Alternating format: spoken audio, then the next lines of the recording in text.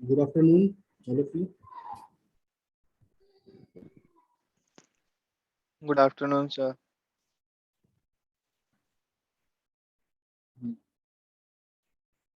अभी तो आया है, ठीक है। हम हमारा चल रहा टॉपिक वो तो हो गया, मॉलिक्यूलर बायोलॉजी पूरी हो गई थी अपनी। और मॉलिक्यूलर बायोलॉजी में तो डाउट हो तो पूछ लो अभी भी, या मुझे मैसेज कर देना।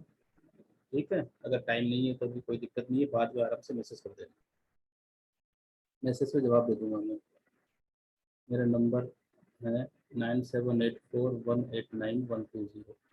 ठीक है, इस पे कई कई कई बार क्या होता है कि पूछने में शर्म आती है, तो कोई दिक्कत नहीं है। इस नंबर पे मुझे मैसेज कर देना, तो मैं उसको जवाब दे दूंगा। ठीक है, आगे चलते हैं। अभी पूछना हो तो पूछ लो, बाकी मैं क्लास शुरू करता हूँ। अपन पढ़ रहे थे प्लांट मॉर्फोलॉजी। प्लांट मॉर्फोलॉजी,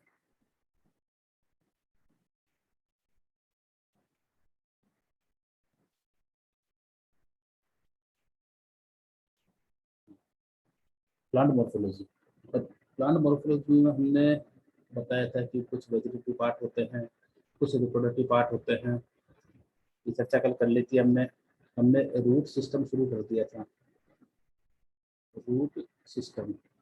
और रूट सिस्टम में भी हमने 3 टाइप्स के रूट सिस्टम पढ़े थे। Tap root system, adventitious root system, fibrous root system, है ना। इसके बाद इन तीनों में डिफरेंस पता चल गया था हमें कि बेसिक डिफरेंस क्या है। टेप रूट सिस्टम में प्राइमरी रूट जो होती है वो लॉन्ग लाइव होती है, जबकि फाइब्रस रूट सिस्टम में प्राइमरी रूट जो होती है वो शॉर्ट लाइव होती है। एडवेंटिशियस होती है वो रेडिकल के अलावा किसी भी पार्ट से, स्टेम, रूट, लीव्स, कहीं से भी रूट निकली होती है, उसे एडवेंटिशियस रूट बोलते हैं। ठीक है, तो इन तीनों को बता ही दिया था मैंने। अब आज हम जो पढ़ रहे हैं रूट सिस्टम में, जो टॉपिक है वो है regions of the root. Regions of the root. Root जो है उसमें 4 रीजन प्रमुखता होता है ना। जैसे मैं रूट का स्ट्रक्चर बनाऊं ऐसे, ये रूट का लास्ट पार्ट है, ये मान लो इस तरह से। और यहाँ पर ये वाला पार्ट है, यहाँ पर एक पार्ट और होता है जो रूट का ही पार्ट होता है, इस तरह से। तो इसमें हम रीजन्स की बात करें तो 4 रीजन्स होते हैं मुख्यतः। रूट सिस्टम में जो रूट होती है उसका स्ट्रक्चर देखें तो उसमें 4 रीजन मेनली होते हैं।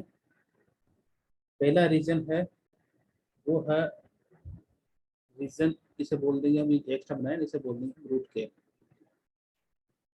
रूट केप या मूड गो, हिंदी में मूड को कहेंगे, रूट केप होता है ये वाला रीजन जो रूट केप के जस्ट पास में होता है। ये वाला रीजन, ये रीजन होता है, इस रीजन का नाम है रीजन ऑफ द मेरिस्टेमेटिक, या मेरिस्टेमेटिक जोन भी कह सकते हैं।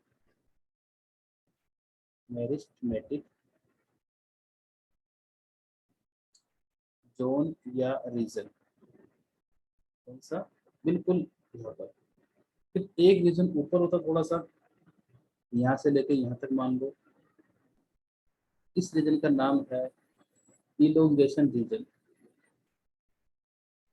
इलोंगेशन जोन या इलोंगेशन रीजन। ठीक है, और इसके ऊपर फिर जो होता है, यहाँ पर क्या होता है, इस तरह से रूट पेयर्स निकले होंगे। कंप्लीट पार्ट मतलब मेच्योर पार्ट होगा, इसलिए इसे बोलेंगे हम रीजन ऑफ मेचुरेशन या मेचुरेशन रीजन। पहला है रूट केप, दूसरा है, इसके बाद आता है मेरिस्टेमेटिक रीजन, फिर तीसरा आता है इलोंगेशन रीजन, और चौथा आता है कौन सा, ये है मेचुरेशन रीजन। अंतर क्या है इनमें, तो रूट केप जो होता है तो तुम्हें दिख ही रहा है यहाँ पे सबसे एक्स्ट्रा में, मतलब यहाँ पर है बिल्कुल ये वाला पार्ट जो है, इसे बोलेंगे हम रूट केप। ये वाला पार्ट पूरा यहाँ से लेके यहाँ तक जो पार्ट है इसे रूट केप बोलेंगे। नाम से ही क्लियर हो रहा है ये कि ये एक तरह से केप लाइक स्ट्रक्चर है ना। एनसीईआरटी में थिम्बल लाइक कह रखा है, तो थिम्बल मीन्स कि केप लाइक स्ट्रक्चर ही होती है थिम्बल लाइक। ध्यान रखना आ जाए एग्जाम में क्वेश्चन केप लाइक नहीं आके ये ऑप्शन आ जाता है कि root cap structure is similar to thimble. ठीक है, थिम्बल लाइक स्ट्रक्चर होती है। बात समझ में आई? थिम्बल मतलब एक तरह से ये जो सुई जो होती है, सुई पे जो सिलाई करने वाले होते हैं तो अपने उंगलियों पे पहनते हैं उसको, ताकि मतलब सुई चुभे नहीं उंगली में। तो वैसे ही प्रोटेक्शन का कार्य होता है इसका। थिम्बल लाइक स्ट्रक्चर होगी या केप नुमा स्ट्रक्चर भी सेम है। इसका जो कार्य क्या है देखो, ये सीक्रेट करता है म्यूकस। ये म्यूकस को सीक्रेट करता है, म्यूकस सीक्रेशन। म्यूकस सीक्रेशन करेगा तो म्यूकस का रोल क्या है यहाँ पे? म्यूकस का रोल है लुब्रिकेंट प्रोवाइड करा, एक तरह से लुब्रिकेंट होता है ये। ठीक है, लुब्रिकेंट टाइप में होता है। तो इसका रोल क्या हुआ रूट टेप का, कि जब ये रूट ग्रोथ करेगी तब ये रूट को क्या प्रोवाइड कराएगा? प्रोटेक्शन। जब रूट ग्रोथ करेगी इधर जमीन में मिट्टी में जाएगी तो ये पार्ट डैमेज हो सकता है ना, तो डैमेज होने से रोकता है। तो इसका प्रमुख कार्य क्या है? प्रोटेक्शन। और प्रोटेक्शन भी किसका? मेरिस्टेमेटिक जोन का, ये ध्यान रखना। या टिप, टिप को, टिप मतलब लास्ट पार्ट को, मेरिस्टेमेटिक जोन। मतलब इस पार्ट की ये जो पार्ट है यहाँ से लेके यहाँ तक, इस पार्ट की सुरक्षा के लिए, क्योंकि ये काफी सॉफ्ट पार्ट होता है, मेरिस्टेमेटिक जोन है काफी सॉफ्ट पार्ट होता है। तो रूट केप के लिए कोई पूछे तुम्हें तो बता देना कि भाई रूट केप होती है थिम्बल लाइक स्ट्रक्चर होती है, और ये जब रूट ग्रोथ होती है तब म्यूकस लाइक सब्सटेंसेस प्रोवाइड तब सीक्रेट करता है, जिससे क्या होता है कि डुप्लीकेंसी प्रोवाइड कराता है इस रूट को, ताकि मेरिस्टेमेटिक जोन है या रूट है वो डैमेज नहीं हो। ठीक है, तो रूट केप समझ में आ गया आप लोगों को। अगला दूसरा है मेरिस्टेमेटिक जोन, नाम से ही क्लियर है। इस जोन में जो सेल्स है वो डिवाइड होती है। मतलब हम बोल सकते हैं एक्टिव, मतलब हम बोल सकते हैं क्या, डिवीजन जो करेगी ना, विभाजन करती है काफी एक्टिव होती है। एक्टिव रीजन है, एक्टिव या सक्रिय रीजन है इसके लिए, डिवीजन के लिए सेल डिवीजन। ये ध्यान रखना, यहाँ पर सेल डिवीजन होगा। और हमें पता है जब सेल डिवीजन होगा तो क्या होगा? कौन से सेल्स का होता है? इस तरह की सेल्स होगी जिसकी सेल वॉल पतली होगी, इस तरह से। तो हम यहाँ पे ध्यान दे सकते हैं कि मेरिस्टेमेटिक जोन जो होता है, इधर लिख देता हूँ उसको, है ना, ध्यान रखना। इसमें सेल्स कैसी होगी? स्मॉल होगी, पतली होगी, है ना, पतली कोशिका वृत्ति और सघन कोशिका द्रव्य, है ना। मैं ध्यान तीन को ध्यान रखना। ये सेल्स कैसी होती है? थोड़ी स्मॉल होगी,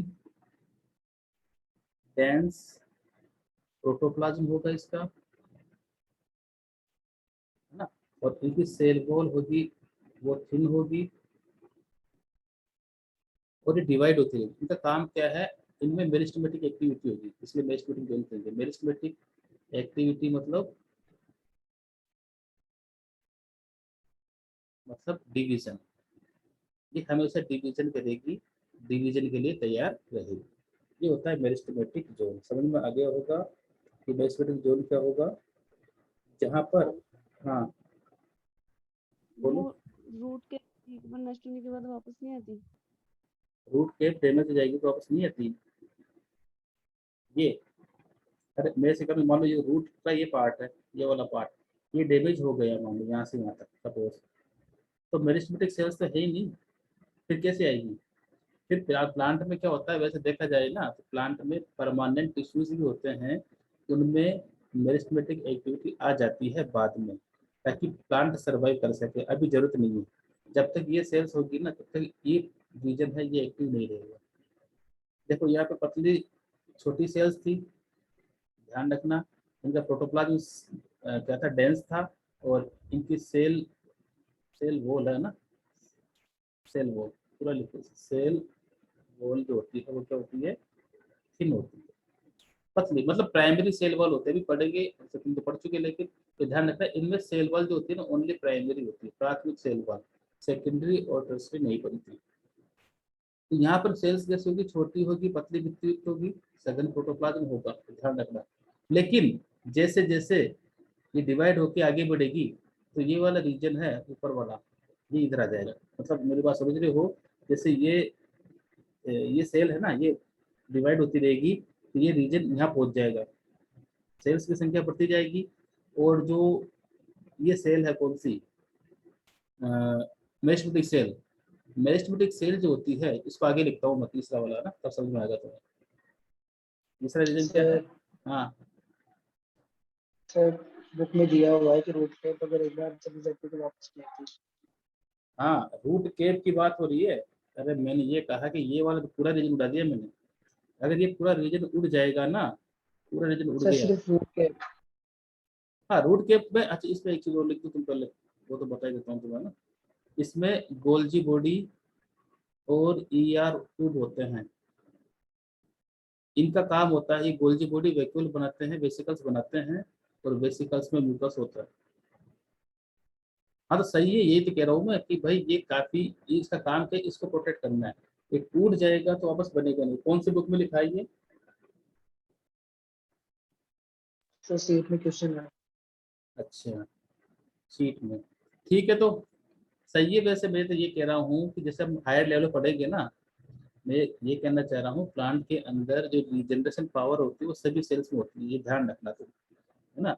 अगर मान लो इन सेल्स में अभी नहीं है, क्योंकि यहाँ प्रेजेंट है, बाद में मान लो हो सकता है कि जैसे ये सेल्स है ना, इन सेल्स में अगर ये कट जाए तो इन सेल्स में हो सकता है मेरिस्टेमेटिक एक्टिविटी आ जाए, और आती है, बुक में लिखा होगा, बुक में मेरे ख्याल से लिखा तो नहीं है, एनसीईआरटी में तो नहीं है, पर फिर भी चलो ठीक है, मुझे जितना पता है मैं बता रहा हूँ कि प्लांट की हर सेल में, हर सेल, कोई भी सेल होगी, परमानेंट सेल होगी, वो उसमें वो मेरिस्टेमेटिक एक्टिविटीज में आ सकती है।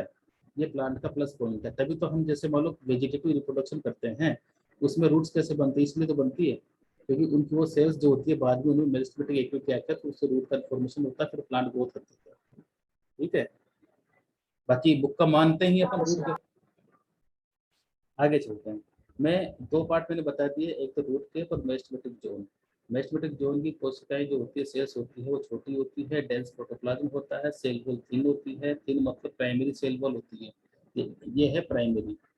ठीक है, और इनमें डिवीजन की कैपेसिटी होती है, मतलब ये इनका काम यही है, इस जोन की कोशिकाएं क्या होंगी, हमेशा डिवाइड होती रहेगी। फिर मैंने तीसरा बताया इलोंगेशन जोन, इलोंगेशन जोन या रीजन। देखो अभी मैंने बताया था जैसे ये सेल है, ये एक सेल है, इसका ये न्यूक्लियस है, डेंस प्रोटोप्लाज्म है और सारे ऑर्गेनल्स हैं। तो ये ध्यान रखना, ये एक तरह से मेरिस्टेमेटिक सेल है। कौन सी सेल है, मेरिस्टेमेटिक जोन वाली सेल। कौन सी सेल है, मेरिस्टेमेटिक सेल। अब क्या होगा, मान लो डिवाइड होती है, डिवाइड होने से क्या हो जाएगी, दो सेल बनेगी, अगर इसमें डिवीजन होगा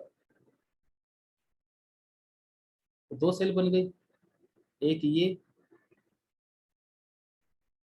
न्यूक्लियस है, ये साइटोप्लाज्म, ये लो।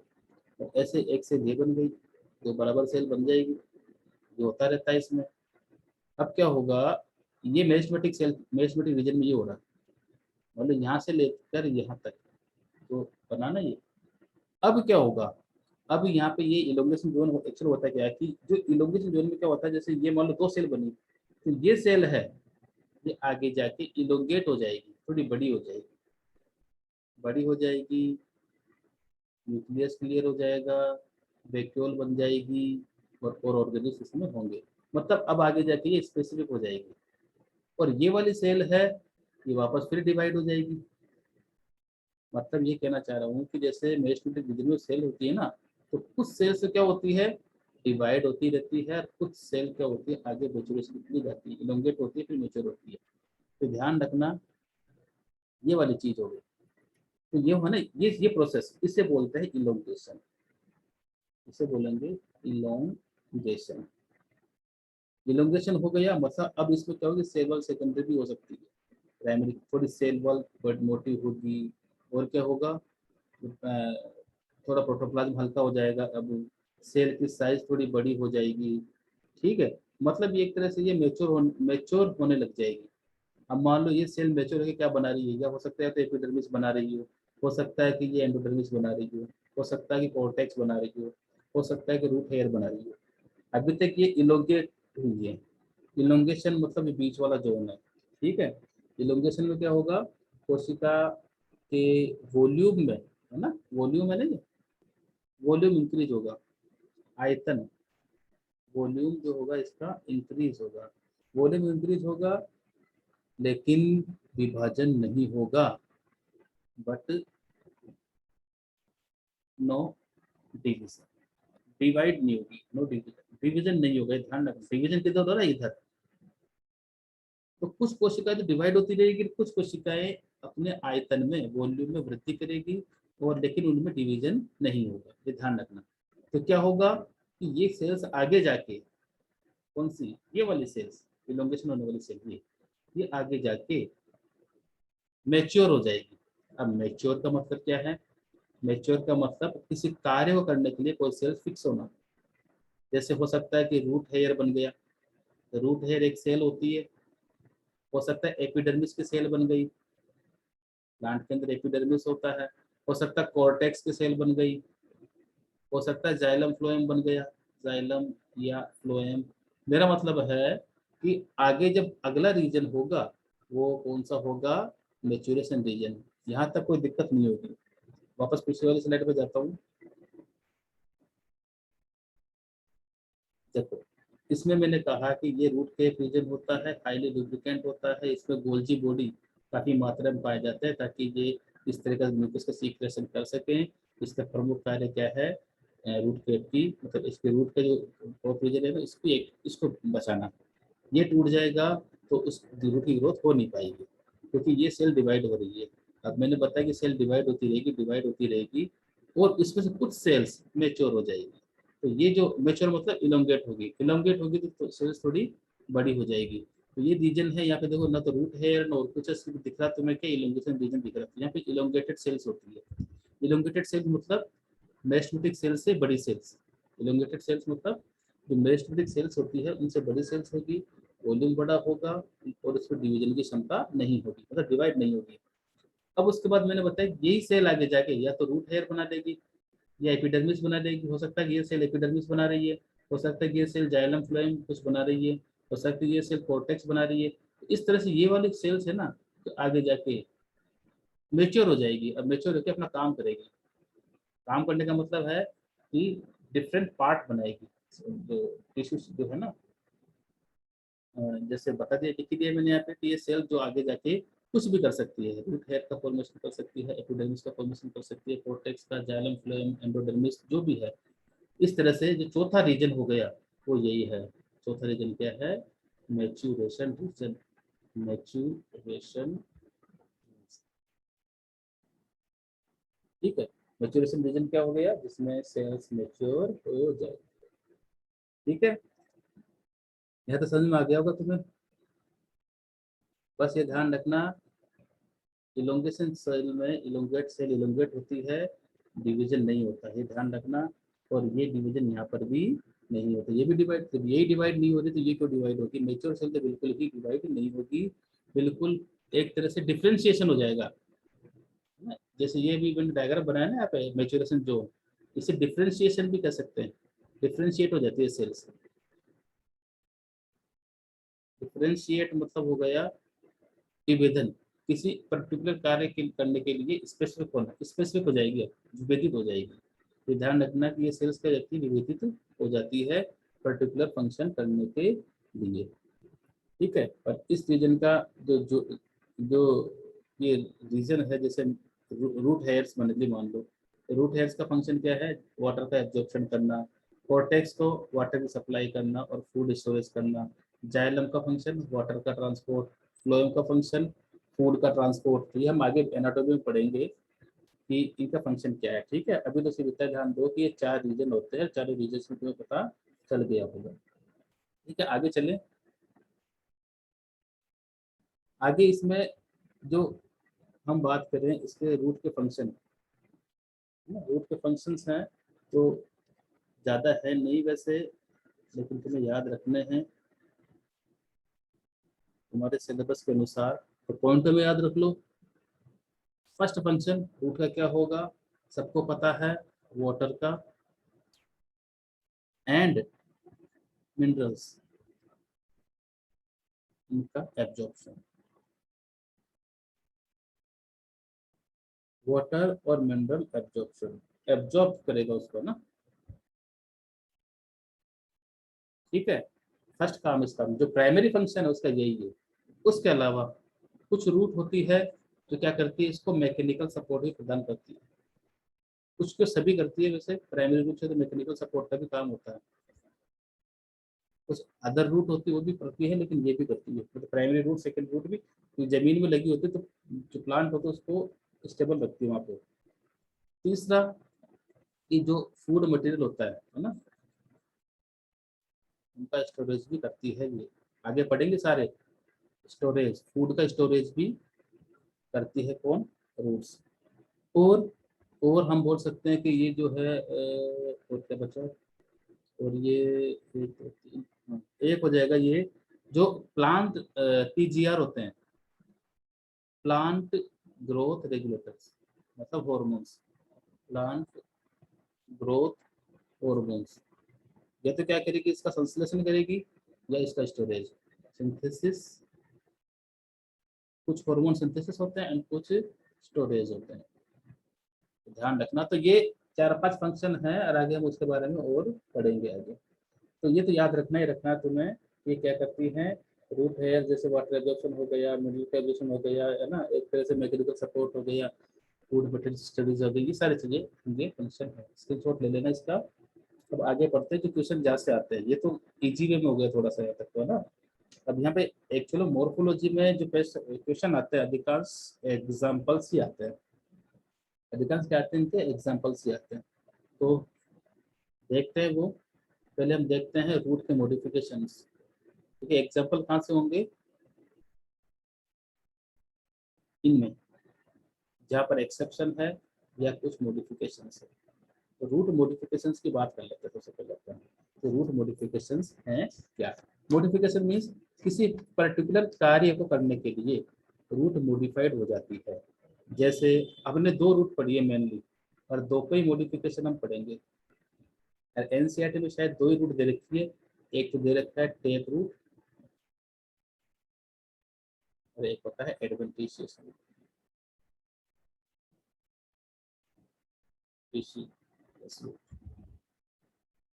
ठीक है, फाइब्रस, बस ये ध्यान रखना, फाइब्रस और एडवेंटिशियस रूट होती है, उनमें अंतर होता है, तो वो ध्यान रखना बस कि दोनों में अंतर क्या है। अगर टेप रूट के मॉडिफिकेशंस की बात करें, तो टेप रूट में जैसे पहला हो गया कौन सा, स्टोरेज रूट। ऐसी रूट जो स्टोरेज का फंक्शन कर रही है, टेप रूट जो स्टोरेज का फंक्शन कर रही है। स्टोरेज किसका, फूड का, तो स्टोरेज मतलब समझ जाना आप। और यहाँ पर तुम 3-4 जो एग्जांपल्स पढ़ लोगे, जैसे एक तो है फ्यूजिफॉर्म, ये पढ़ेंगे सारे हम। एक होता है नेटिफॉर्म, एक होता है कोनिकल, एक नेपिफॉर्म होता है। ये सब क्या होते हैं वो पढ़ेंगे हम, क्योंकि यहाँ से क्वेश्चन आते हैं। एक ट्यूबरस भी पढ़ेंगे, ट्यूबर, ट्यूबरस। ठीक है, ये हो गया। फिर दूसरे टैप रूट के मॉडिफिकेशंस हैं, वो होती हैं जैसे नोडुलेटेड रूट, नोडुल के रूप में, नोडुलेटेड रूट। उसके बाद टेप रूट का ही हमें इसको ये ध्यान देना है कि कौन सा मॉडिफिकेशन, ये चार्ट इसलिए बना रहा हूँ ताकि तुम समझ जाओ कि कौन सा तो टेप रूट का मॉडिफिकेशन है, कौन सा एडवेंटिशियस का। क्वेश्चन ये भी सीधे आ जाते हैं कि निम्न में से कौन सा, which one of the following not is adventitious root modification या टेप रूट मॉडिफिकेशन। तो वो थोड़ा ध्यान देना तुम्हें ना। एक होता है जैसे बटरस रूट होती है, बटरस रूट भी पाई जाती है, और रिप्रोडक्टिव रूट भी होती है टेप रूट में, रिप्रोडक्टिव टेप रूट में ही एक होती है न्यूमेटोफोर्स, इसी में ध्यान दें तो एक और होता है 5 का न्यूमेटोफोर्स। ये सब एक एक पढ़ेंगे। ऐसे एडवेंटिशियस रूट होती है, इसमें भी जैसे फर्स्ट तो यही हो गया, इसके रूपांतरण में पहले पढ़ेंगे हम storage of food, storage root या स्टोरेज, इसमें भी होती है इसमें भी। तो कई बार कंफ्यूजन यही भी होता है, और तो समझ जाते हैं, लेकिन ये और ये पूछा है टेप रूट का आंसर दे रहे हैं एडवेंटिशियस का, तो ये ध्यान रखना स्टोरेज ऑफ फूड। तो फूड स्टोरेज में इसमें भी जो कई प्रकार की होती है तो पढ़ लेंगे हम आगे, जैसे ट्यूबरस हो गई, जैसे ट्यूबरस हो गई, जैसे नोडुलेटेड हो गई, फेसिकुलेटेड हो गई, है ना, नोडुलेटेड या फेसिकुलेटेड, नोडुलेटेड और फेसिकुलेटेड। फेसिकुलेटेड मीन्स एक तरह से जो होता है ना पुलकित रूट बोलते हैं, फेसिकुलेटेड, इस तरह से हो गई। इसके अलावा और है एडवर्टाइजेशन रूट तो बहुत सारी है, जैसे इसी में देखें हम, तो जैसे एडवर्टाइजेशन में तुम्हें सबसे बेस्ट एग्जांपल जो इंसर्ट दे भी रखा है वो है प्रोप रूट। तो प्रोप रूट एडवर्टाइजेशन रूट का एग्जांपल है ना। इसका फंक्शन क्या है आगे पढ़ेंगे हम, मैकेनिकल सपोर्ट होता है। तीसरा स्टील रूट, ये भी इम्पोर्टेंट है, ये मैंने कल बताई भी थी तुम्हें, स्टील रूट शुगर केन वगैरह भी होती है, इम्पोर्टेंट है। कुछ होती है एडवेंटिशियस रूट में क्लाइंबिंग रूट, क्लाइंबिंग मतलब चढ़ने के लिए, क्लिंगिंग रूट भी बोलते हैं ना, क्लाइंबिंग या क्लिंगिंग एक ही बात है। क्लिंग क्लिंगिंग क्लिंगिंग रूट है ना, ये हो गया क्लिंगिंग रूट हो गया। इसी में कॉन्ट्रैक्टाइल रूट भी होती है, कॉन्ट्रैक्टाइल रूट्स। इस तरह से और भी है, लेकिन बहुत सारी है, तो अपने एनसीईआरटी के हिसाब से चलेंगे, थोड़ा सा एक्स्ट्रा पढ़ लेंगे, ज़्यादा नहीं। ठीक है, आगे और भी है, जैसे पैरासाइटिक रूल्स है ना, एसिमुलेटरी रूल्स, हाइड्रो मतलब एक हाइग्रोस्कोपिक, ये एग्जांपल्स आते हैं, तो मैं सबको एक एक करके पढ़ लूंगा, इसमें चार्ट में बनेगा नहीं पूरा, तो तुम ऐड कर लेना एनसीईआरटी के अनुसार। आगे चलते हैं, सबसे पहले हम पढ़ेंगे इसमें कौन सा सबसे फर्स्ट है, वो है tap root, tap root modification. अब जैसे मैं तुम्हें लिखवा रहा हूँ ना, तो तुम ऐसे ही याद रखना इसको, अगर तुम नोट्स बना रहे हो तो वो भी ऐसे होने चाहिए। टेप रूट मॉडिफिकेशन, इसमें पहला कौन सा था, स्टोरेज ऑफ फूड, पहला ये पढ़ा था ना हमने, स्टोरेज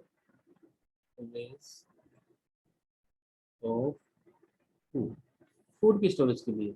तो मैंने फूड स्टोरेज में पहला जो एग्जांपल लिया था किसका लिया था मैंने, इसमें 3-4 नाम बताए थे, फ्यूजीफॉर्म, नेपीफॉर्म और ट्यूबरस, इस तरह से इन्हें 4 बताए थे मैंने ना। सबसे पहला है वो है फ्यूजीफॉर्म, तरकुरीपी बोलते हैं हिंदी में, और वैसे नाम क्या है इसका, फ्यूजीफॉर्म। फ्यूजीफॉर्म का मतलब हो गया, देखो सबसे पहला तो ये काम आपको पता ही होगा कि फ्यूजीफॉर्म रूट किसका एग्जांपल है, स्टोरेज का, और है किसका, ये टेप रूट। दोनों चीज याद रखनी है, टेप रूट है ये, देखो मैं पेन से नहीं लिख रहा, समझ जाना, बॉक्स में डाल दिया। ये 3 चीज तो याद रखनी है, टेप रूट सिस्टम का मॉडिफिकेशन है, इसका कार्य स्टोरेज का है कौन सा, फ्यूजीफॉर्म, और इसका एग्जाम्पल याद रखना है। एग्जाम्पल पहले लिख देता हूँ मैं ताकि तुम्हें और आसानी रहे। मूली जो होती है ना, मूली, रेडिश, रेडिश का बोटनिकल नेम बताइए तुम्हें, रेफेनस सटाइवस, क्या है, रेफेनस सटाइवस, इसको अंडरलाइन करना है ऐसे, ठीक है। अब इसका तो डायग्राम सबने मूली खाई भी है, सबको पता भी है। इसमें क्या होता है कि फूजी मतलब तरकू, हिंदी में क्या बोलते हैं, तरकू। और तरकू कैसे होते हैं, बीच में से मोटे, बीच में से मोटे और किनारों से पतले, ऐसे। तो ये देखो, तुम देखोगे मूली होती है वो लगभग ऐसी तुम्हें दिख जाएगी। तो यहाँ पर थोड़ा और थोड़ा पास हो जाओ इसको, और यहाँ पर एक रिड्यूस, रिड्यूस क्या होता है, वो स्टेम होता है, इसमें क्या होता है, स्टेम, रिड्यूस स्टेम, रिड्यूस का मतलब, और यहाँ पे लीव्स होती है, समझ में आ गई। तो ये मूली है, मूली में ये कुछ रूट्स प्राइमरी के अलावा सेकेंडरी टर्सरी रूट्स ऐसे निकली होती है, तुम देखो कि मूली में ये संरचना बन जाती है। तो ये तो लीव्स है, ये रिड्यूस्ड स्टेम में, ध्यान रखना रिड्यूस्ड, अब फांसी को रिड्यूस्ड स्टेम। तो मेरे ख्याल से ऐसे तुम्हें याद रह जाएगा, तीन चीज याद रखनी है, टेप रूट सिस्टम का एग्जाम्पल है, स्टोरेज रूट है, फ्यूजिफॉर्म है और रेफरेंस मूली है। डायग्राम आ गया तो बना दोगे, एनसीईआरटी में डायग्राम भी दे रखा है। दूसरा मैंने बताया था कौन सा, फ्यूजिफॉर्म के बाद कोनिकल, शंक्वाकार, कोनिकल से। कोनिकल का मतलब इसका एग्जाम्पल याद रखना, पहले तो कैरेट है, एग्जाम्पल क्या है इसका, कैरेट, ठीक है। कैरेट का बॉटनिकल नेम क्या है, डोकस कैरेटा, तो ध्यान रखना डोकस कैरेटा, ठीक है, ये याद रखना। अब कोनिकल शेप का मतलब क्या हो गया कि देखो इसमें जो अपर पार्ट है ये वाला, यहाँ पे स्टेम होता है, रिड्यूस स्टेम होता है, वो तो क्या होता है थोड़ा इसकी विड्थ बड़ी होती है, फिर धीरे धीरे धीरे धीरे ये क्या हो जाएगा, पतला होता जाएगा किनारे को। बस ये हो गई। ऐसी संरचना किसकी होती है, गाजर की होती है। ये रिड्यूस स्टेम है, यहाँ पर क्या होगा, इस तरह से लीव्स निकली रहेगी, और ये प्राइमरी सेकेंडरी रूट्स यहाँ पे पता ही तुम्हें लगी होती है। प्राइमरी के अलावा सेकेंडरी, यही प्राइमरी रूट है, यही प्राइमरी धागे से बना है फाइबर, जैसे ये सेकेंडरी टर्सरी रूट होती है। तो मेरे ख्याल से यहाँ तक आपको समझ में आ गया होगा कि इसका आधार भाग है ना, ये ऊपर वाला, ये वाला, ये तो क्या होता है, वाइड होता है ना, ये पूरा वाइड चौड़ा होता है, ये नेरो पार्ट होता है नीचे, और ये धीरे धीरे धीरे धीरे नेरो हुआ जाता है ऊपर से नीचे। इसमें ये नेरो है ना, कौन सा पार्ट है ये, नेरो मतलब सकरा पार्ट है, और ये भी नेरो पार्ट है, किनारों पर सकरा और बीच में से वाइड पार्ट थोड़ा चौड़ा। मेरे ख्याल समझ में आ गया होगा ये क्या है। अगला जो है वो है कौन सी, ये भी एग्जाम्पल में कई बार आ चुका है एग्जाम्स में, नेपिफॉर्म, नेपिफॉर्म। नेपिफॉर्म का जो एग्जाम्पल है वो चुकंदर या सलजम है ना, दो है, बीटा वल्गेरिस बोलते हैं चुकंदर। एग्जाम्पल इसका beta vulgaris, beta vulgaris, beta vulgaris, ये एक लाइन मान के चलना है इसका ना, बीटा वल्गेरिस, या इसे बोलते हैं चुकंदर। सलजम में भी ये होता है, इसमें कुछ नहीं है, देखो इसमें जो ये ध्यान रखना कि आधार जो पार्ट है, मतलब ये वाला पार्ट है ऊपर वाला, ये अत्यधिक मोटा और गोलाकार होता है ऐसे, ठीक है, और एकदम से फिर पतला हो जाता है ऐसे, ठीक है, ये ऐसे पतला हो गया इस तरह से, ऐसा होता है। ये रिड्यूस्ड स्टेम हो गया इसमें, और ये ऐसे पासन में आ गई, और इसमें प्राइमरी सेकेंडरी, प्राइमरी के अलावा सेकेंडरी टर्सरी रूट्स भी इसमें लगी रहेगी। ये हो गया कौन सा, बीटा वल्गेरिस। पर एक और है, वो है ट्यूबरस, ये एग्जाम में ज्यादा आता नहीं है, ट्यूबरस। ट्यूबरस का एग्जाम्पल, उस एग्जाम्पल याद रखना, मिराबिलिस जलापा, मिराबिलिस जलापा। ट्यूबर मीन्स ऐसे गांठ के रूप में होना, ट्यूबर मीन्स गांठ नुमा, ठीक है, इसको एक डायग्राम तो है नहीं, बस मान लेना तुम, जैसे आलू होते हैं वैसे ही प्राइमरी रूट ऐसे ट्यूबर नुमा होगी, इस तरह से, ठीक है। तो इसी तरह तुम्हें याद रखना है, इंपॉर्टेंट तीन है इसमें, कोनिकल शेप, फ्यूजिफॉर्म और नेफिफॉर्म, तीनों याद रखने, तीनों किसके एग्जाम्पल है, टेप रूट के एग्जाम्पल, ठीक है, स्क्रीनशॉट ले लो इसका। अब आगे बढ़ते हैं, और तो इसके, हाँ, फाइब्रस रूट का मॉडिफिकेशन नहीं होता? फाइब्रस रूट्स में मॉडिफिकेशन हम मान सकते हैं, तो वो शकरकंद जो होती है, उसको मान सकते हैं, शकरकंद जो होती है ना तो मान सकते हैं। तो वो उसको जैसे एनसीईआरटी में एडवेंटिशियस ही माना उसको। ठीक है, समझ में आ रही है। तो फाइब्रस रूट है, यस सर। हाँ वो दोनों एक सेम सा ही मानते हैं। एनसीईआरटी में दो ही पार्ट बता रहा हूँ मैं। तो फाइब्रस रूट में जैसे हाँ हम शकरकंद जो होती है जो जमीन के अंदर होती है, वो एडवेंटिशियस रूट होती है ना, वो जमीन से बाहर होती है अधिकांश, ना अंदर नहीं होती। जबकि फाइब्रस रूट जमीन के अंदर होती है। तो अगर एडवेंटिशियस रूट का मॉडिफिकेशन है ना, ये टेप रूट का मॉडिफिकेशन नहीं है, लेकिन जमीन के अंदर जो चीजें होती है वो सब क्या होती है, एडवेंटिशियस रूट फाइब्रस रूट ही होती है। उसके अधिकांश स्टोरेज ऑफ फूड में काम आएगा ना, तो फूड स्टोरेज में जो आएगी टेप रूट में वो सारी फाइब्रस रूट होगी। ठीक है, लेकिन वो क्या है, रेडिकल से नहीं निकल रही, इसलिए एडवेंटिशियस बोलते हैं। रेडिकल से निकलती जो खत्म हो जाती है ना, लॉन्ग शॉर्ट लाइव्ड होता है। तो अधिकांश बुक में क्या होता है, कई बुकों में तो क्या दे रखा है बुक्स में कि रूट सिस्टम दो प्रकार का होता है, टैप रूट सिस्टम और एडवेंटिशियस रूट सिस्टम। और एडवेंटिशियस रूट सिस्टम में फाइब्रस रूट सिस्टम डाला गया है। तो मैंने तीन बताए हैं, वो भी सही है, ये भी सही है, कोई दिक्कत नहीं है।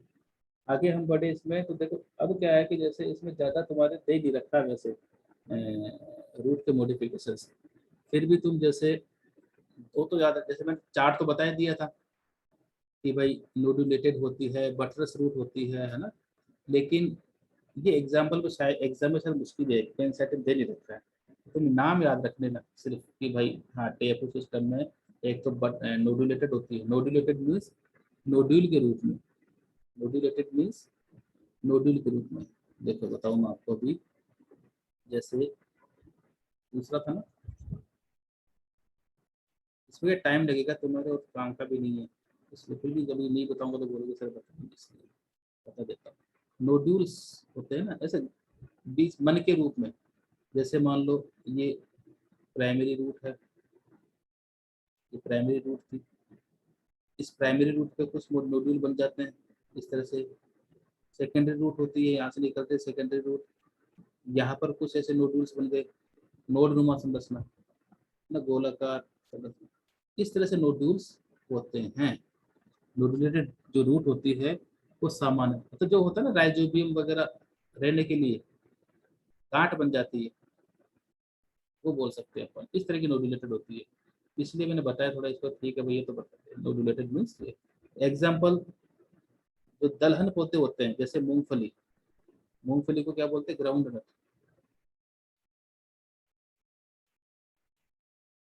इसका एरेकिस हाइपोजिया, एरेकिस हाइपोजिया, हाइपोजिया मूंगफली का नाम है ये, बॉटनिकल नेम। तो इसमें क्या है, जैसे क्या होती है, नोडुलेटेड रूट होती है, ध्यान रखना। और इसमें राइजोबियम टाइप के बैक्टीरिया हो सकते हैं जो नाइट्रोजन फिक्सेशन करते हैं। ऐसे ही मान लो अगर मैं आगे बताऊं इसमें, तो कुछ मूल्स इसमें रिप्रोडक्टिव भी होती है, रिप्रोडक्टिव यूज। ये फाइब्रस भी हो सकती है और ये इधर भी हो सकती है, कोई दिक्कत नहीं, दोनों होती है। रिप्रोडक्टिव मूल्स मतलब क्या है कि इन ये जो मूल होती है ना, इन मूलों के ये जो रूट्स होती है, इन रूट्स के पर अपस्थानिक या एडवेंटिशियस बर्ड्स निकल जाती है। तो टेप रूट होता है ना, टेप रूट होती है, इन पर क्या निकलाती है, adventitious birds, adventitious birds present होती है, इनको ये बोल सकते हैं, ये बन जाती है। तो इन एडवेंटिशियस बर्ड्स होती है, इनसे रूट बन जाती है। और रूट बनती है तो हम बोल सकते हैं जैसे कलिका होगी, ये रूट है मान लो, और रूट पर कलिका जो बर्ड्स होंगी, इसे काट दो, इस रूट को हटा दो यहाँ से, तो यहाँ से नया प्लांट बन जाएगा, यहाँ से नया प्लांट बन जाएगा। मेरा मतलब है इस टेप रूट का जो काम है वो रिप्रोडक्शन में भी हो सकता है। कौन सा रिप्रोडक्शन, वेजिटेटिव रिप्रोडक्शन, वैसे ध्यान रखना, वेजिटेटिव ही होगा, कायिक रिप्रोडक्शन। हाँ जो क्वेश्चन आता है वो आता है ये वाला टेप रूट में। एक और एग्जांपल है, वो है न्यूमेटोफोर्स।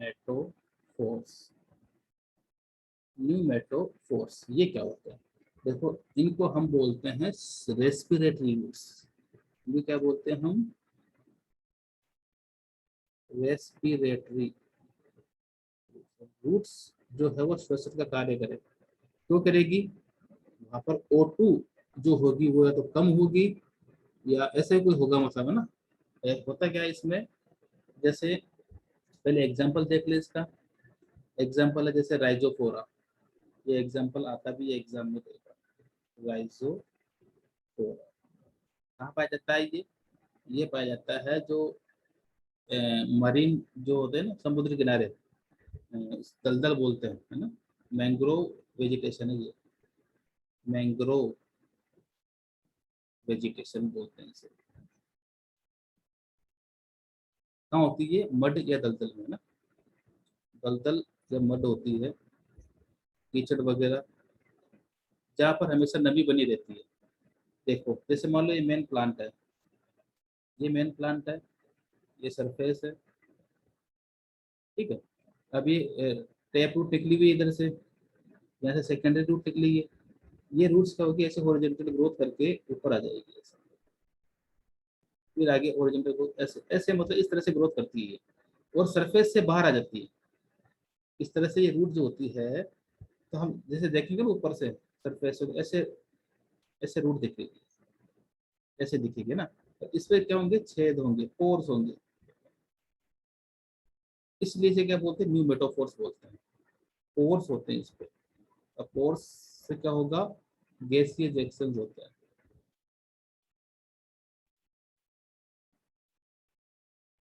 क्यों कर ये बाहर क्यों निकल रहे हैं? देखो बाहर जो ये मिट्टी है ना, मिट्टी के ऊपर कीचड़ होगा या पानी होगा, दलदल होगी। दलदल होगी तो यहाँ पर नीचे O2 की कमी हो जाएगी, O2 डिक्रीज हो जाएगी, ये बिल्कुल वायु होगी ही नहीं। पर इनको चाहिए वायु, हवा चाहिए। कहाँ से मिलेगी?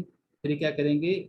ये बाहर निकल आएंगे, ये रूट्स हैं जो इस तरह से ऐसे चल रही है, ग्रोथ करती रहेगी हॉरिजॉन्टल, और बाहर निकलेगी। और इन रूट्स पे क्या होगा? न्यूमेटोफोर्स होंगे, मतलब छोटे छोटे पोर होंगे, और वो पोर से O2 या गैसेस का एक्सचेंज होगा। तो ध्यान रखना कि ये मड, या हम बोल सकते हैं जो मैंग्रोव जो ट्रीज होते हैं ना, वहाँ पे ये अधिकांश समुद्र किनारे पाए जाते हैं। ये पोर्स होते हैं, इनको लेंटिकल्स कह सकते हैं अपन, लेंटिकल्स। ठीक है, लेंटिकल्स या पोर पाए जाते हैं, इनको बोलते हैं न्यूमेटोफोर्स। तो मेरे ख्याल से इतना आपके समझ में आ गया होगा। टेप रूट सिस्टम में हमने पढ़ा है, उसमें मेन तो जो है वो स्टोरेज मूल है, और दूसरा न्यूमेटोफोर्स है। दो तो याद रखना ही है। एनसीईआरटी में इतना दे नहीं रखा है, न्यूमेटोफोर्स के बारे में दे रखा है, और इसका फंक्शन बता रखा है कि इसका फंक्शन क्या है, रेस्पिरेशन क्या है। इसका एग्जाम्पल याद रख लेना, राइजोफोरा है। ठीक है, ये तीन चीज याद रखनी है, राइजोफोरा, न्यूमेटोफोर और रेस्पिरेटरी। हाँ, मैंग्रूव जो होती है, मैंग्रूव, ये भी थोड़ा ध्यान रखना। मैंग्रोव एक तरह से मैंग्रोव है ना, मैंग्रोव वेजिटेशन है, दलदली क्षेत्र में मरीन जो होते हैं वहाँ पाए जाते हैं। तो ठीक है, यहाँ तक आपको समझ में आ गया होगा। अब इम्पोर्टेंट है, ध्यान रखना ये, एक तो ये और एक स्टोरेज। स्टोरेज के डायग्राम जो है वो भी याद रखना। स्टोरेज होता है ना, स्टोरेज रूट, टैप रूट का, तो डायग्राम काफी ज्यादा इम्पोर्टेंट। अब आगे बढ़ते हैं हम। इससे मेरा जो पढ़ाया हुआ है, इसे पढ़ने के बाद तुम एनसीईआरटी पढ़ोगे, तुम सोचोगे सर ने तो बहुत पढ़ा दिया। ठीक है, मैंने पढ़ाया समझाने के लिए, लेकिन आपको क्या करना है? एनसीईआरटी का ढंग से याद रखना है, मैंने पढ़ा उसको रिवीजन करना है। एनसीईआरटी का जो चैप्टर है वो ढंग से देखना है, और जो मैंने पढ़ाया वो एक तरह से नॉलेज के लिए तुम्हारे है। उसमें से देख लेना, कुछ पार्ट अलग है, कुछ मतलब मैं तो डिटेल में पढ़ा रहा हूँ थोड़ा सा, और एनसीईआरटी में काफ़ी कम दे रखा है। वो काफ़ी कम तुम पढ़ोगे तो तुम्हें और कम याद रहेगा। तुम इतना पढ़ोगे तो कम से कम एनसीईआरटी का याद रहेगा। तुम कंपेयर कर लोगे, हाँ एनसीईआरटी में इतना दे रखा है, ये याद करना है। ठीक है, बाकी तुम्हारे नॉलेज के लिए है। मान लो आउट ऑफ सिलेबस कुछ क्वेश्चन आता है जो वो यहीं से आता है। ठीक है, अब हम बात करते हैं दूसरा, modification of modification of adventitious adventitious या फाइब्रस रूट्स, फाइब्रस। ठीक है, इनका अलग अलग नहीं पड़ेगा, एक साथ ही पढ़ लेंगे। एडवेंटिशियस रूट्स या फाइब्रस रूट्स। इसमें जो पहले मैंने सबसे पहले कौन सा बताया था मैंने? स्टोरेज। इसमें क्या बताया था मैंने, स्टोरेज ऑफ फ्रूट्स, फ्रूट्स के स्टोरेज की कौन सी होती है। तो सबसे पहले तुम्हें याद रखना, क्योंकि एग्जाम्पल में यही आता है, वो है ट्यूबरस फ्रूट। ट्यूबरस फ्रूट्स, अब ट्यूबरस किधर है, एनसीईआरटी उसमें देखो, ट्यूबर तुम्हें कहाँ मिलेगा, स्टेम में भी मिलेगा, ट्यूबर तुम्हें टेप रूट में भी मिलेगा, लेकिन एग्जाम्पल आता है, वो आता है शकरकंद का, स्वीट पोटैटो का। तो ध्यान रखना, एग्जाम्पल किसका आता है, स्वीट पोटैटो, शकरकंद। स्वीट पोटैटो का बॉटनिकल नेम है आइपोमिया बटाटा, आइपोमिया बटाटा। ये ध्यान रखना, आइपोमिया बटाटा इसे बोलते हैं स्वीट पोटैटो या मीठा आलू। आलू जो होता है पोटैटो, ये लिख देता हूँ, पोटैटो, ये क्या है, ये स्टेम है, ये क्या है, स्टेम। वैसे ध्यान रखना, पोटैटो स्टेम है, जबकि स्वीट पोटैटो क्या है, रूट है। रूट कौन सी है, फाइब्रस रूट है। रूट कौन सी है, फाइब्रस। ये भी ध्यान रखना, कोई फिक्स आकृति नहीं होती। ट्यूबरस का मतलब ये नहीं कि गोल है, गोल भी हो सकती है, मतलब एक तरह सूजी हुई होती है, मतलब आलू की तरह के, आलू का शेप होता है ना, ओवल शेप हो सकता है या बेलनाकार हो सकती है, लेकिन थोड़ी उसमें फूड का स्टोरेज होगा, स्टार्च होगी उसके अंदर। ठीक है, तो ध्यान रखना कि स्टोरेज फूड ये इंपॉर्टेंट है, यही इसमें। और तो फालतू है जो मैंने बताया था तुम्हें, तो तुम याद करो तो ठीक, नहीं याद करो तो कोई दिक्कत नहीं है। जैसे दूसरा मैंने बताया था, ट्यूबरस के अलावा दूसरा मैंने बताया था कौन सा, नोडुलोस, नोडुलेटेड या नोडुलोस रूट। नोडुल के फॉर्म में होगा, नोड्यूल मीन्स हम बात करें तो जैसे इसमें इसका डायग्राम तुम ऐसे बना सकते हो कि जैसे ये फाइब्रस रूट है, ये एडवेंटिस, चलो इसे एडवेंटिस मान सकते हैं, ये मेन रूट थी, या कोई स्टेम हो सकता है। इससे ये फाइब्रस रूट एडवेंटिस रूट निकलती है, ऐसे निकलने के बाद इसका ये वाला पार्ट है, आगे वाला किनारा, ये ऐसे स्वेलन हो गया, फूल गया, ट्यूबर लाइक, तो इसे बोलेंगे हम नोड्यूलेटेड। क्या बोलेंगे, इस तरह से, ये क्या हो गया, नोड्यूलेटेड रूट हो गया, इस तरह से। ठीक है, इसका एग्जाम्पल, इसे बोलते हैं कुरकुमा अमाडा, हल्दी होती है कुरकुमा अमाडा, हल्दी जो होती है, उसका आमा हल्दी बोलते हैं इसे, है ना। तो कुरकुमा अमाडा नाम याद रख लेना, ये नोडुलोस रूट होती है। और और उसके अलावा होता है एक फेसिकुलेटेड रूट, मैंने लिखवाया था, वो भी मतलब भोजन के संचय काम आती है। फेसिकुलेटेड तो लिख लो, तो ये नाम याद रखना बस, बाकी फालतू मेहनत करोगे इस पे ज्यादा। फेसिकुलेटेड, डहेलिया, एस्पेरेगस एग्जांपल है उसका, बस एक एस्पेरेगस। बस कुछ ज्यादा याद रखने की जरूरत नहीं है, कितना ध्यान देना चाहिए। मेन तो जो तुम्हें मैंने फर्स्ट लिखा है वो इम्पोर्टेंट है, बाकी तुम्हें एक बार पढ़ लेना। इंटरनेट गया क्या, आवाज आ रही है, आगे से मेरे इसको शो हो रहा था इंटरनेट लो, इसलिए मुझे पता नहीं, मैं ऐसे ही बैठे बैठे फालतू बकवास करे जाऊँ। तो यहाँ तक तो मुझे समझ में आ गया होगा। और भी कब से रूट्स है, वो तुम्हारे काम की नहीं है। अब जो इसी में मॉडिफिकेशन में दूसरा, जैसे एक तो हमने स्टेरोस पढ़ लिया था, मॉडिफिकेशन किसका पढ़ रहे थे हम, एडवेंटिशियस रूट का। एडवेंटिशियस रूट के मॉडिफिकेशंस में हमने पहला पढ़ा था स्टोरेज, जो इसमें तुम बस एक चीज तो याद रखना कि भाई हाँ, आईपो में बटाटा होता है, उसका एग्जाम्पल कई बार आ चुका है। आईपो में बटाटा जो होता है, शकरकंद होता है, वो रूट होती है, एडवेंटिशियस रूट होती है। ठीक है, ये दो चीजें याद रखना। अब जो दूसरा है, इसमें मैंने बताया था मैकेनिकल सपोर्ट, मैकेनिकल सपोर्ट के लिए,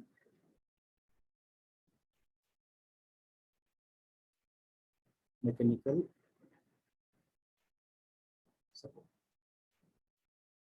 इसमें देखो दो तो आपको याद रखनी है जो मैकेनिकल सपोर्ट की, जो तो मैंने एनसीईआरटी में दे रखी है। और भी होती हैं लेकिन हमें एनसीईआरटी को पहले फोकस करना है। तो एक है प्रोप, प्रोप रूट, और एक है स्टिल्ट, स्टिल्ट रूट। ये दोनों नाम काफी इंपॉर्टेंट है, तो ध्यान रखना, दोनों इंपॉर्टेंट है, प्रोप रूट और स्टिल्ट रूट। प्रोप रूट का मतलब क्या हो गया? प्रोप रूट का मतलब होता है पिलर लाइक रूट्स। मैं लिख देता हूँ मैं, कैसे होती है ये? खंबे के समान, पिलर लाइक रूट होती है। इसका एग्जांपल पढ़ रहे हैं हम एडवेंटिशियस रूट्स का। एडवेंटिशियस रूट्स का सेकंड पार्ट, मैकेनिकल सपोर्ट। तो प्रोप रूट क्या होती है? एडवेंटिशियस रूट की क्या होती है का मॉडिफिकेशन होता है। कैसे समान, कैसे होती है? पिलर लाइक स्ट्रक्चर होती है, पिलर जैसी संरचना, खंबे की जैसी संरचना होती है, और ये हॉरिजॉन्टल ग्रोथ करती है।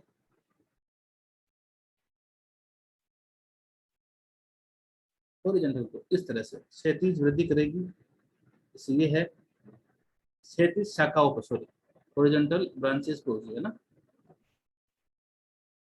एग्जाम्पल यहाँ लिख देता हूँ इसका मैं। इसका एग्जाम्पल है बेनियन ट्री जो होता है, फाइकस बेंगेलेंसिस, बरगद का पेड़, फाइकस बेंगेलेंसिस, लेंसिस, बरगद, बेनियन ट्री। ठीक है, तो वो पढ़ा ही है तुम लोगों ने, बनियान ट्री। बनियान ट्री ऐसा होता है, कुछ बड़ा सारा पेड़ होता है और इसकी शाखाएं होती है, शाखाओं से ऐसे इस तरह से शाखाओं से रूट्स लटकी होती है। ये ध्यान रखना, ये हाइग्रोस्कोपिक भी हो सकती है, मतलब ये हवा में रहती है ना, एरियल, तो हाइग्रोस्कोपिक होती है, लेकिन जो ये मिट्टी में प्रवेश कर जाती है, नीचे हट जाती है, जैसे ये सरफेस है ना, तो जैसे ये बाहर लटकी तो हाइग्रोस्कोपिक होगी।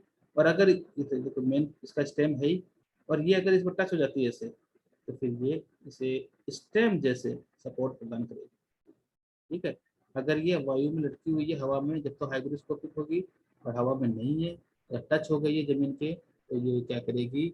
मैकेनिकल सपोर्ट प्रोवाइड करेगी। ठीक है, तो क्या काम है इसका? ये मैकेनिकल सपोर्ट ना, ये सरफेस है, सरफेस से टच आता है ये मैकेनिकल, जैसे मेन काम इसका यही है। जो छोटे बरगद के पेड़ होते हैं उनमें ये कम होती है, कम डेवलप होती है। क्यों? क्योंकि वो छोटे होते हैं, छोटे में तो ज्यादा हाइट नहीं है, ज्यादा फैलाव नहीं है। लेकिन ये पेड़ जब इतना बड़ा हो जाएगा आगे जाके, काफी बड़ा हो जाएगा मान लो, तो क्या होगा? तो ये टूट सकता है, इसकी ब्रांचेस टूट सकती है। तो उसको सपोर्ट करने के लिए क्या होगा कि अलग से प्रोप रूट निकलेगी। तो ये क्या है? ये प्रोप रूट। ठीक है, तो बरगद का पेड़ होता है, उसमें ये मान लो मेन ट्रंक है, स्टेम है, स्टेम या ट्रंक बोल दो, और ये साइड में। अच्छा, अब इसमें ध्यान रखना कि बाद में अगर ये स्टेम लाइक हो जाएगा तो ये आगे जाके फिर वाटर कैन का इसका ट्रांसपोर्ट भी कर लेता है। तो एरियल रूट हो गई इसमें, और कौन सी रूट हो गई? Prop root. जो टच हो गई ना, इसे प्रोप रूट कर देंगे। यहाँ तक आपके समझ में आ गया। एग्जाम्पल क्या है इसका? फाइकस बेंगेलेंसिस, इंपॉर्टेंट नाम है, याद रख लेना, रट लेना आ सकता है। प्रोफुट का एग्जांपल, प्रोफुट किसका एग्जांपल है? एडवेंटिशियस रूट का। किसका मॉडिफिकेशन है? एडवेंटिशियस रूट का।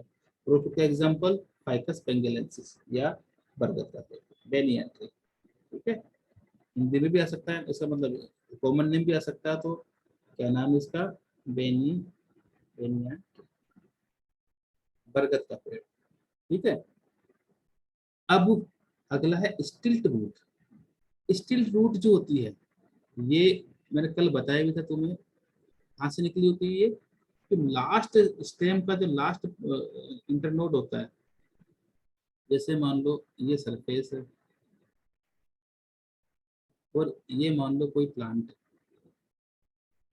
इसका कोई गन्ने का प्लांट, गन्ना मक्का कुछ भी, डायग्राम थोड़ा घूम गया ये, सीधा होगा मतलब, है ना। और इसमें क्या होता है? ऐसे नोड होते हैं बीच बीच में, ये प्लांट बढ़ता रहेगा आगे, ये नोड से। अब होता क्या है कि जो लास्ट वाला नोड है यहाँ पे नीचे से, ये जो है यहाँ से फाइब्रस रूट्स निकली होती है, लेकिन इसकी लंबाई क्या होती है, ज्यादा होती है। जैसे मेज है ना, शुगर केन है, और भी प्लांट होंगे, ग्रासेस है, बांस, बम्बू। तो इनमें क्या होता है कि ये जो रूट होती है ना, फाइब्रस रूट, ये छोटी होती है, फाइब्रस है, और इसकी लंबाई बाजरा। हाँ बाजरा। तो ये काफी क्या होती है, काफी लंबे लंबे प्लांट होंगे आगे जाके ना, आगे ऊपर लीव्स वगैरह होंगी, लंबाई ज्यादा होती है, तो ये हवा के झोंके से गिर सकते हैं। तो क्या होता है, ये जो ये वाला लास्ट वाला इंटरनोड है, ये यहाँ से कुछ रूट्स निकली होगी ऐसे, और अंदर जमीन तक जाएगी ये इस तरह से, और क्या करेगी, मैकेनिकल सपोर्ट प्रोवाइड करेगी। तो ये जो रूट्स होती है यहाँ से निकलेगी, लास्ट इंटरनोड से, लास्ट इंटरनोड है ये, एक तो ये नाम याद रखें, लास्ट इंटरनोड से जो नोड होता है यहाँ से निकलेगी।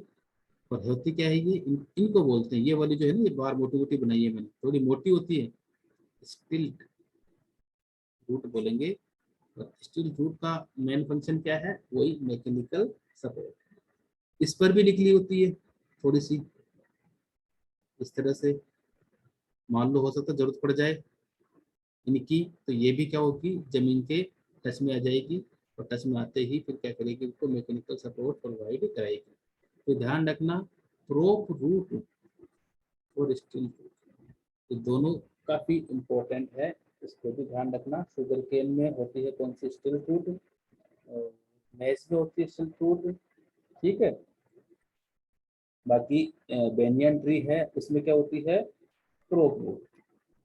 यहाँ तक तो इतना तो तुम्हारे एनसीईआरटी में है ही, तो ये तुम पढ़ लेना आराम से, एक बार रीडिंग मार लेना, मैंने तुम्हें ढंग से समझा दिया है, और इसको भूलना मत। एग्जाम्पल्स देखना, मॉर्फोलॉजी में दो ही चीज याद रखनी है तुम्हें, मॉर्फोलॉजी मतलब उसकी आकारिकी कैसी है, एंड उसका एग्जाम्पल क्या है। एग्जाम्पल बहुत ज्यादा इम्पोर्टेंट है। अब उसके अलावा जैसे तुम देखो, कई रूट्स होती है, वो मैंने बताई थी, क्लाइंबिंग क्लाइंबिंग रूट, या क्लाइंब करने वाली, है ना, पहले दिखाई थी ना मैंने, इनको ऐसे याद रख लो, क्लिंगिंग। जैसे क्लिंगिंग रूट्स होती है ना, वैसे क्लिंगिंग स्टेम भी होते हैं, क्लिंगिंग लीफ भी होती है। इस तरह की रूट से इस तरह की स्ट्रक्चर्स निकली होती है, रूट मॉडिफाइड होके, एडवेंटिशियस रूट मॉडिफाई होके इस तरह की स्पाइरल ऐसी संरचनाएं बना लेते हैं। और ये संरचना क्या होती है, किसी सरफेस से के टच में आ जाती है, ठीक है। जैसे ये कहाँ से निकलेगी, नोड या इंटरनोड्स, नोड्स होते हैं ना, नोड्स, जैसे ये है, ये कोई ब्रांच है, इस ब्रांच का ये नोड है, ठीक है, और यहीं से कुछ मॉडिफिकेशन होके कुछ रूट्स निकलेंगे, ठीक है। अब इसका फंक्शन क्या होगा, मैकेनिकल सपोर्ट है, मैकेनिकल सपोर्ट भी करेगी, किसी सरफेस जाके टच में हो जाएगी, टच में होके टच में हो जाएगी। जैसे कोई मान लो कोई प्लांट है, उसके टच में आ गई, या कोई सरफेस है, कोई दीवार है, उनको इन ये रूट्स होती है, इनसे ये पकड़ लेता है, पकड़ के चढ़ने में सहायता करता है, इसलिए इसे क्लाइंबिंग या क्लिंगिंग रूट कहते हैं। जैसे पान वगैरह है ना, इसमें अधिकांश जो लताएं जो होती है ना, बेल जो होते हैं, उनमें ये होती है, लेकिन बस तुम्हें बता दी मैंने। इसके अलावा एक है, हाँ ये एग्जाम्पल पहले आया हुआ था क्वेश्चन, अब नहीं आता ये, फिर भी चलो ठीक है, ये पढ़ ही लेते हैं, कॉन्ट्रैक्टाइल रूट्स। कॉन्ट्रैक्टाइल नाम से स्पष्ट हो रहा है, कॉन्ट्रैक्टाइल है मतलब इनमें संकुचन हो रहा है, ठीक है। कॉन्ट्रैक्टाइल मतलब ये संकुचित, कॉन्ट्रैक्ट होती है, क्या होती है ये, कॉन्ट्रैक्ट होती है। कॉन्ट्रैक्ट की जरूरत कब पड़ेगी, अरे जैसे ये सरफेस है, ये होता है अंडरग्राउंड स्टेम है, इसका एग्जांपल तो पहले लिख देता हूँ मैं, जैसे एक क्रोकस है, एक प्याज है, दो है, क्रोकस एक प्याज, ओनियन, एलियम सिका बोलते हैं, ठीक है। तो इसमें क्या होता है, जैसे इस तरह से इनकी ये दोनों स्टेम है, तो ध्यान रखना, इनका जो स्टोरेज पार्ट होता है ना दोनों का, स्टोरेज पार्ट, स्टोरेज का काम आता है वो क्या होता है, स्टेम होता है। स्टेम क्या होगा, अंडरग्राउंड होगा इनका, अंडर ग्राउंड, अंदर इस तरह से, ये मान लो ऐसे, ये अंदर इसके है, उल्टा बना दिया साइड को, ये ऐसे बनेगा, ये लीव्स है ऊपर, ये बल्ब बनेगा, ये स्टेम का रिड्यूस स्टेम है, फाइब्रस इस तरह से, ठीक है। ये संरचना होती है। अब क्या होता है कि इनके यहाँ से ऊपर से, कहीं से भी यहाँ से ना, इस तरह से कुछ रूट्स निकली होती है, ये होती है कॉन्ट्रेक्टाइल रूट्स। जैसे क्रोकस की बात करूँ तो ऐसे होगा, ये क्या करेगा, इस तरह की रूट निकली होगी, एक साथ मोटी रूट होगी, और जो क्या करेगी, इस तरह से जमीन में धसी होगी। होता क्या है कि जैसे मान लो ये स्ट्रक्चर है, सपोज ये वाली स्ट्रक्चर, ये बाहर हो जाए, निकल जाए, मिट्टी हट गई यहाँ से, तो ये क्या करेगी, इसको खींच के वापस जमीन में डाल देती है। बस ये काम है इसका। क्या करता है, ये मेंटेन करता है इसको, ये जो संरचना है ना, इसको फॉर्म बोल सकते हैं इसको, ठीक है, फॉर्म, फॉर्म नहीं होगा, हाँ फॉर्म बोल सकते हैं। मतलब ये जो स्टोरेज पार्ट है ना, ये इसको मेंटेन करता है, मेंटेन रखता है इसमें, इन सोइल, सोइल में बनाए रखता है, इसको मेंटेन रखता है, इसे बाहर नहीं निकलने देता। जो ही बाहर निकलेगा तो कॉन्ट्रैक्ट हो जाएगी रूट, कॉन्ट्रैक्ट होते ही ये जो स्ट्रक्चर है ये नीचे आ जाएगी, कौन सी, ये वाली स्ट्रक्चर नीचे आ जाएगी, वापस मिट्टी में आ जाएगी। इसलिए इनको बोलते हैं कॉन्ट्रैक्टाइल रूट्स। होती कहाँ है ये होती है क्रोकस और ऑनियन। आगे एक और है जो जैविक कार्यों के लिए होती है, इसमें एग्जाम्पल हम दे सकते हैं पैरासिटिक रूट्स, पैरासिटिक, पैरासाइट्स की तरह काम करते हैं। मतलब क्या करता है, इसका मेन फंक्शन क्या है, एब्जॉर्प्शन का, फूड का एब्जॉर्प्शन करना, ठीक है, फूड एब्जॉर्प्शन कार्य होता है इसका।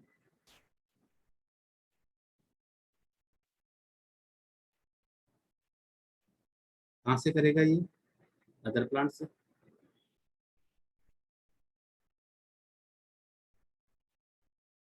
जैसे कसकट्टा, कसकुट्टा,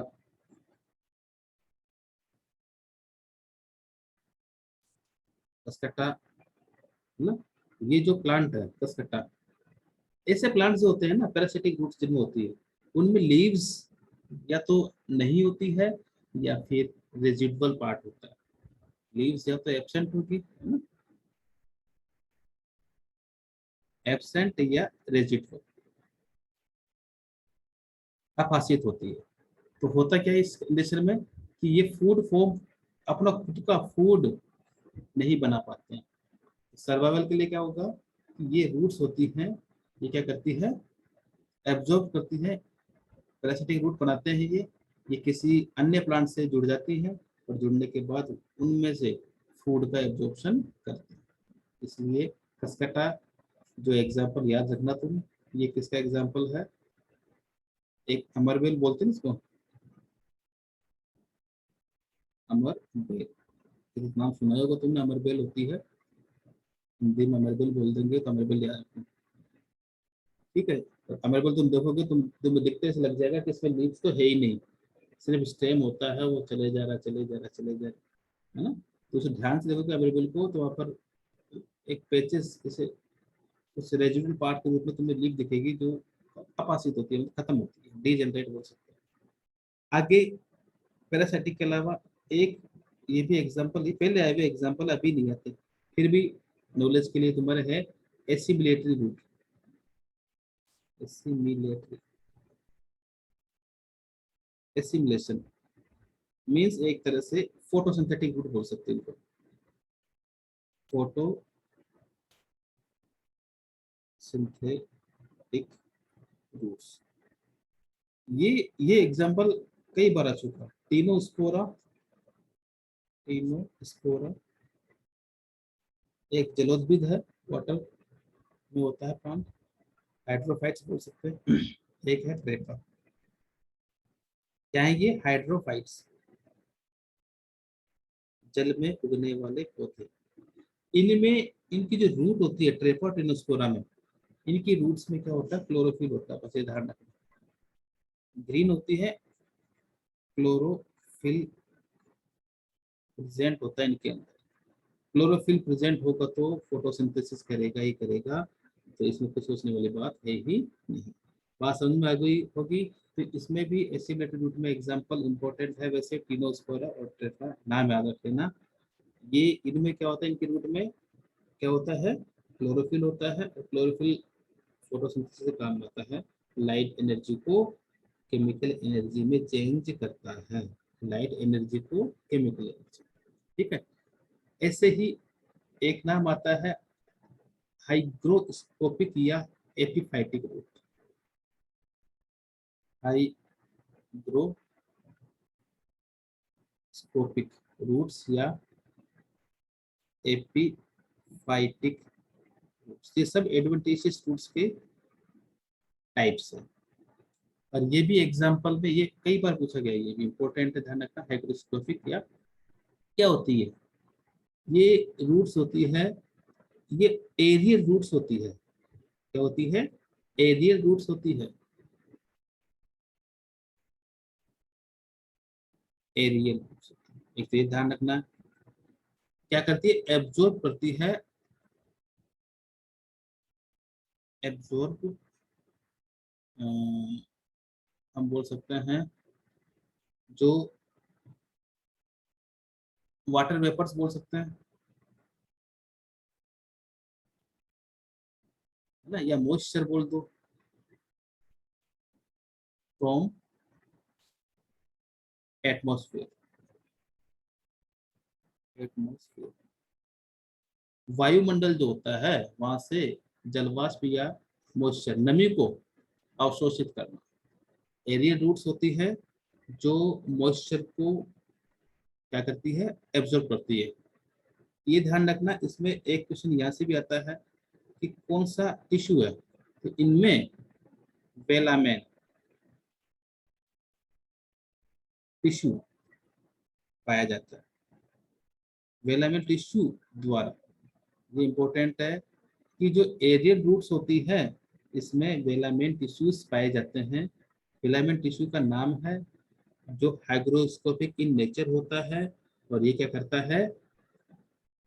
एरियल रूट में होता है, वेलामेन टिश्यू होता है, और इस वेलामेन टिश्यू द्वारा ही वाटर वेपर्स या मॉइस्चर एब्जॉर्ब होता है, ठीक है। ये ध्यान रखना। एग्जाम्पल है ऑर्किड्स।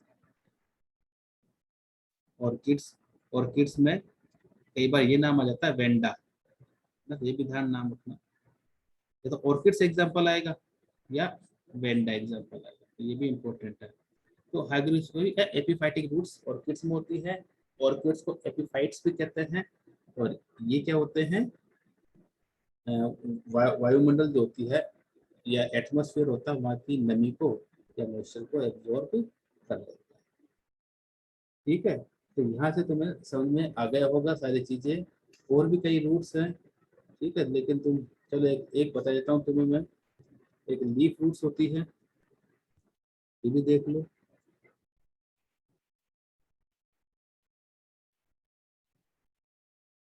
इससे ज्यादा इम्पोर्टेंट नहीं है, पर जब सारा पढ़ लिया तो एक ये अलग से थोड़ा सा दे रखा है, लीफ रूट्स। ऐसी रूट्स जो लीफ से निकली होती है, ऐसी रूट जो लीफ से निकली होती है। इसमें एग्जाम्पल है साल्विया, साल्विनिया। एक तुमने ब्रायोफिल्म भी पढ़ा होगा, वो भी देख, अच्छा, है ना। तो इनमें जो लीफ होगी ना, ये जैसे लीफ है, इनके मार्जिन जो होते हैं, यहाँ से कुछ बड नुमा स्ट्रक्चर होगी, यहाँ से रूट्स निकलेगी।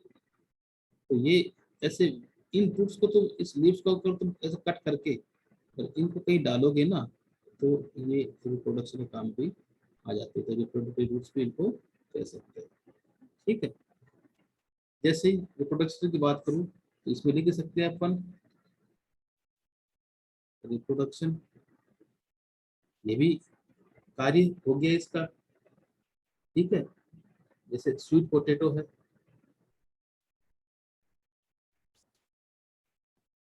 स्वीट पोटैटो एप्पल बटाटा स्टोरेज से काम तो कर ही रहा है, ये रिप्रोडक्शन का काम भी करता है। ये रूट्स है, ये भी रिप्रोडक्शन कार्य कर रही है। तो इस तरह से तुम देखोगे कि हमने आज रूट सिस्टम कंप्लीट कर लिया है, इसके मॉडिफिकेशन कंप्लीट कर लिए हैं। और इसमें तुम देखोगे जो मैंने पढ़ाया तुम्हें, इसमें बहुत कम एनसीईआरटी में दे रखा है, ये भी ध्यान रखना। तो अभी मैंने सिर्फ इसलिए बताया तुम्हें कि क्योंकि यहाँ से बहुत सारे क्वेश्चन पहले एग्जाम्स में हर बार रिपीट होते थे, लेकिन नीट में आने के बाद में ये इन क्वेश्चन की फ्रिक्वेंसी बहुत कम हो गई है। आते कौन से हैं? जो एनसीईआरटी में दे रखे हैं। तो एनसीईआरटी में दे रखे हैं तो मैंने तुम्हें बता दिया, एक बार थोड़ा सा और बता देता हूँ ताकि तुम वो चीजें जरूर पढ़ लो। हाँ, एनसीईआरटी में जो नहीं भी दे रखे वो मैं बता देता हूँ थोड़ा सा याद रखने के लिए। देखो, ये जो प्लांट ये रीजन है ना, ये इम्पोर्टेंट है, चारों रीजन इम्पोर्टेंट है, ये तुम्हें इसे पढ़ना है। मतलब ये स्लाइड अपने आप में इम्पोर्टेंट है, ये स्लाइड जो बनेगी ना ये बहुत इंपॉर्टेंट है। तो यहाँ से ऐसे कैसे क्वेश्चन आ जाता है, किसी भी जोन के बारे में कुछ भी पूछ सकता है, मेरिस्टेम जोन के बारे में, रूट केप के बारे में, इलॉन्गेशन जोन, तो ये तो पूरा ही इंपॉर्टेंट है, इसमें तुम्हें कुछ छोड़ना ही नहीं है। फिर इसके बाद आगे चले हम, ये पढ़ाई दिया मैंने, अच्छी तरह एक्सप्लेन कर दिया। छोड़ो, रूट के फंक्शन है, इंपॉर्टेंट है, ठीक है, ये तो पढ़ना ही है, ऐसे भी 3 4 5 है, ज़्यादा तो है नहीं। तो ठीक है, आगे हम देखें, आगे मॉडिफिकेशन। ये चार्ट तुम्हें याद रखना है, ये पूरा चार्ट इंपॉर्टेंट है, लेकिन अगर मैं 1 बाय 1 देखूं तो टेप रूट में स्टोरेज रूट इंपॉर्टेंट है। चलो आगे दे ही रखा है ना, आगे बढ़ लेते हैं,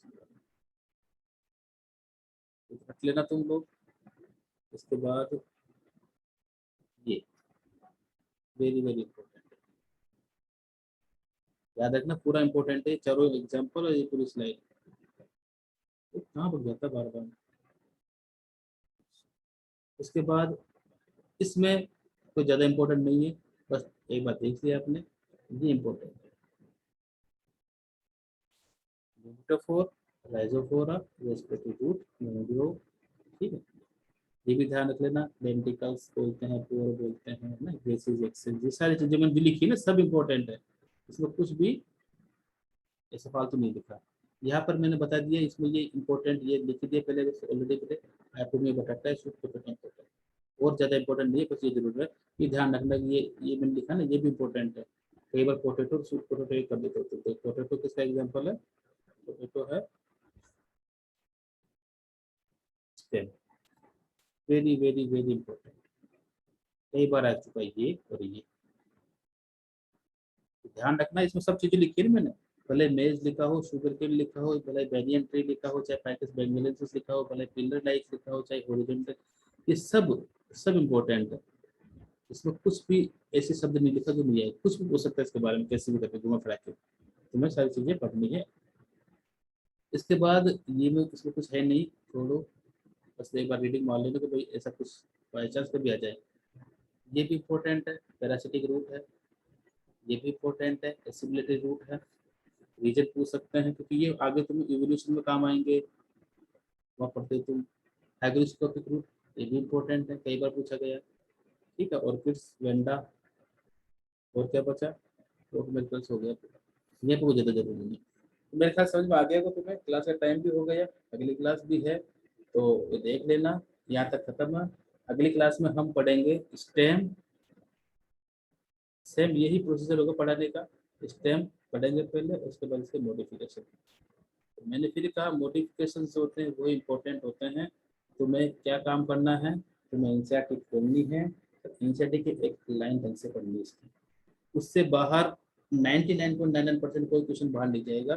फिर भी अगर चला जाता है तो वो उसके लिए हमें ज़्यादा मदद थोड़ी नहीं करनी है, क्योंकि हमें कितने क्वेश्चन कितने नंबर लाने हैं, 360 जो है इसमें से लगभग हमें 330 340 नंबर लाने हैं। एक आध क्वेश्चन छूट भी गया तो लाने लाने तो आ जाएंगे, जिसके कितने नंबर आ गए ना वो 100% सेलेक्ट होता है। और जहाँ जिसके यहाँ बायोलॉजी में कम हो जाते हैं, कोई 280 ला रहा है, कोई 250 ला रहा है ना, 300 से कम आ रहे हैं, तो उसके चांसेस, उसका लोड फिजिक्स और केमिस्ट्री पे बढ़ता ही बढ़ता है। अगर ये हमारा स्ट्रॉन्ग है तो यहाँ पर लोड कम पड़ जाएगा, यहाँ पर कुछ क्वेश्चन सही कुछ गलत होंगे तो भी चलेगा, सिलेक्शन हो जाएगा। ध्यान रखना, तो बायोलॉजी में मोर्फोलॉजी का भी इम्पोर्टेंट पर्सन टॉपिक है, ठीक है। चलो मीटिंग एंड करते हैं, फिर आगे पढ़ते हैं बाद में, ठीक है। Thank you sir.